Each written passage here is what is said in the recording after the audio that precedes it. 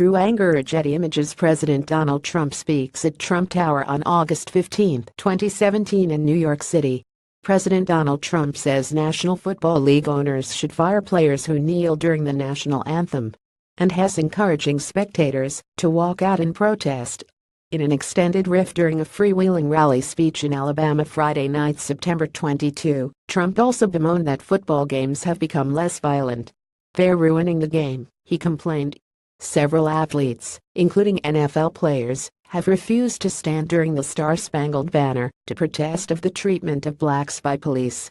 Trump says those players are disrespecting the flag and deserve to lose their jobs. "That's a total disrespect of our heritage. That's a total disrespect of everything that we stand for," he said, encouraging owners to act. "Wouldn't you love to see one of these NFL owners, when somebody disrespects our flag, you'd say, 'Get that son of a bitch off the field right now. Out has fired,'" Trump said to loud applause. Trump also predicted that any owner who went through with his encouragement would become the most popular person in this country at least for a week. Trump, who was in Alabama campaigning for Senator Luther Strange, also blamed a decline in NFL ratings on the nation's interest in yours truly, as well as what he described as a decline in violence in the game. He said players are being thrown out for aggressive tackles, and it's not the same game. The NFL has made several efforts to reduce violence in the sport, particularly hits that may cause damage to the head. A July report on 202 former football players found evidence of a debilitating brain disease linked to repeated head blows in nearly all of them.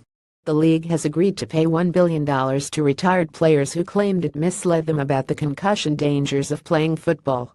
During his campaign, Trump often expressed nostalgia for the old days, claiming, for example, that protesters at his rallies would have been carried out on stretchers back then. He recently suggested police officers should be rougher with criminals and shouldn't protect their heads when pushing them into quad cars. It's also not the first time he has raised the kneeling issue.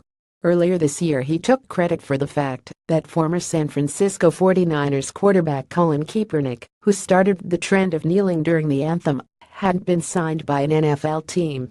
Trump said the protest was the top reason NFL viewership had waned this season.